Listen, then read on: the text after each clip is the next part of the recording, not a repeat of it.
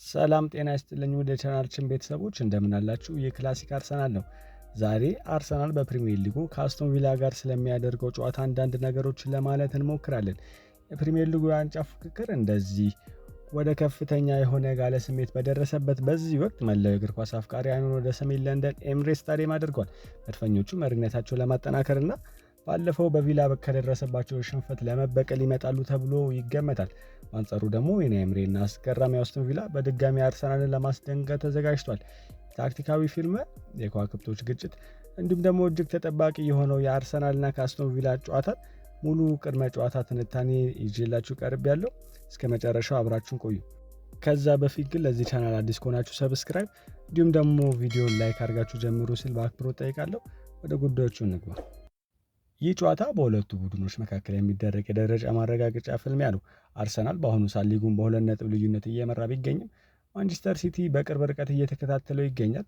በሌላ በኩል ኡናይ ኤምሪ የሚመሩት አስቶን ቪላዎች ቸልሲን 2-1 በማሸነፍ አስደናቂ የሆነ የ11 ተከታታይ ድሎች ጉዞ ላይ ይገኛሉ።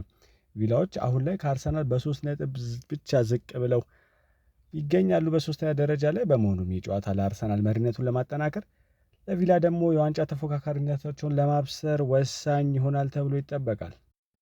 ስለ ታክቲካዊ ፍልሚያ በምናወራበት ጊዜ ሚካኤል አርቴታ እንደሚታወቀው ኳስን ተቆጣጥሮና ተጋጣሚ ላይ ከፍተኛ ጫናን በመፍጠር መጫወት የሚወድ አሰልጣኝ ነው።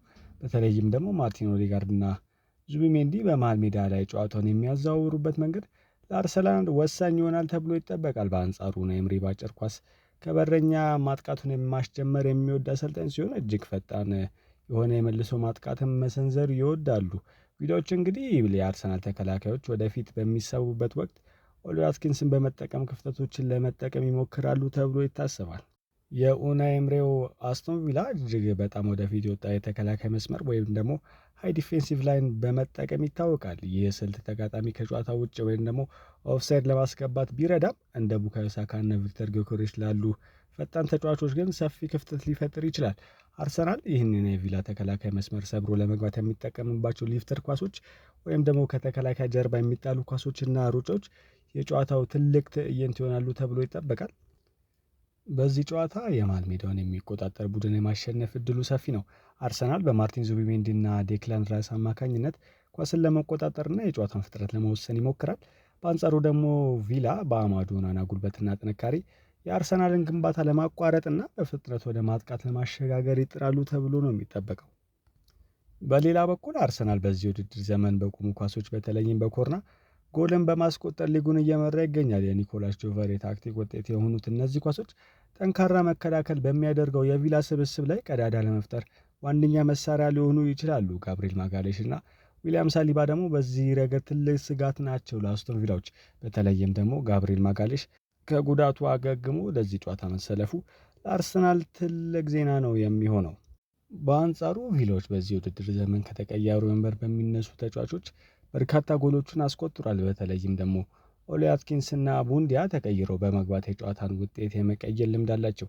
አርሰናል እስከ 90ኛ ደቂቃ ድረስ ከፍተኛ ትኩረት ካላደረገ በቪዲዮዎች የመጨረሻ ሰዓት አደጋ ሊገጥመው ይችላል። ሌላ ልናየው የሚገባ ተጫዋች የቀድሞ የአርሰናል ግብ ጠባቂ ኤሚ ማርቲኔዝን ነው። ኤሚ ማርቲኔዝ እንደሚታወቀው ወደ ኤምሬትስ ሲመለስ ሁል ጊዜ ጨዋታውን በስሜት እንዲሞቅ ያደርገዋል።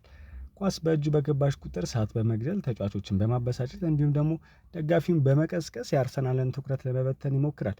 የእርሱ ብቃትና የስነ ልቦና ጦርነት የቪላ መከላከል ጥንካሬ መሰረት እንደሆነ ይታወቃል። ስለሆነም የአርሰናል ተጫዋቾች ትኩረታቸው ለ90 ደቂቃ ሳይበተን ሊጮት ያስፈልጋል ጨዋታውን ማሸነፍ የሚፈልጉ ከሆነ። አሁን ደግሞ እስኪ ስለ አርሰናል የጉዳት ዜናዎችና የቡድን ዜና ለመመልከት እንሞክር። አርሰናል እንደሚታወቀው በመከላከሉ ረገድ ከባድ ፈተና ገጥሞታል። ሪካርዶ ካላፊዮሪ እና ዩራይን ቲምበር በጉዳት ምክንያት ለዚህ ጨዋታ መድረሳቸው አጠራጣሪ ነው። ይሁን እንጂ የጋብሪኤል ማጋሌሽ ከጉዳት መመለስ ለአርሰናል ትልቅ እፎይታ የሚሰጥ ነው። ሌላው ለአርሰናል ትልቅ እፎይታ የሚሆነው የቪላ ወሳኝ አማካኝ የሆነው ካማራ እንዲሁም ደግሞ ቀኝ ተከላካዩ ማቲካሽ በቅጣት ምክንያት ጨዋታው እንደሚያመልጣቸው መረጋገጡ ነው። ይህ ቪላ በመሃል ሜዳ ላይ ያለው ጥንካሬ ሊቀንሰው ይችላል። ነገር ግን ጃደን ሳንቾ ከጉዳት መመለሱና ሞርጋን ሮጀርስ በከፍተኛ ብቃት ላይ መገኘቱ ለኤምሪ ቡድን ትልቅ አቅም ይሆናል ተብሎ ነው የሚጠበቀው።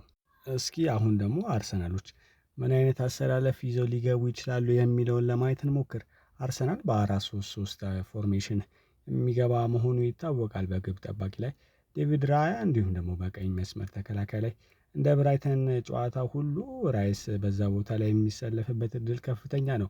ሳሊባና ጋብርኤል እንዲሁም ደግሞ ፔሮን ካፔ ጋር አብሮ በመሆን የመከላከል ስፍራውን ይቆጣጠሩታል ተብሎ ይጠበቃል። ዙቢሜንዲ፣ ኦዴጋርድና ሜሪኖ ደግሞ በመሀል አማካኝ ላይ የሚጮቱ ሲሆን ሳካ፣ ጊዮኬሬሽና ሊያንድሮ ትሮሳርድ ደግሞ የፊት መስመሩን እንደሚይዙ ይጠበቃል። በግሌ እንግዲህ ጨዋታው እጅግ ተቀራራቢና ጎሎች የሚቆጠሩበት እንደሚሆን እጠብቃለሁ። አርሰናል በሜዳ ያለው ጥንካሬና ቪላዎች ደግሞ ያላቸው ወቅታዊ መነሳሳት ጨዋታውን ሳቢ ያደርጓል የሚል ግምት አለኝ። ቪላዎች በዚህ የውድድር ዘመን አርሰናልን 2-1 ማሸነፋቸው የሚታወስ ቢሆንም አርሰናል በኤሚሬትስ ያለው የበላይነት ተጠቅመው በጠባብ በሆነ ውጤት 2-1 ያሸንፋል ብዬ ግምቴን አስቀምጣለሁ። እንግዲህ የዛሬ ትንታኔ ይህን ይመስል ነበር። አርሰናል በኤሚሬትስ ስታዲየም መሪነቱን አጽንቶ የዋንጫ ጉዞን ያስቀጥላል ወይስ ደግሞ ኤምሬ እንደተለመደው የቀድሞ ክለቡን ይበቀላል? ጨዋታው በታክቲክም ሆነ በስሜት እጅግ የበረታ እንደሚሆን ጥርጥር የለውም።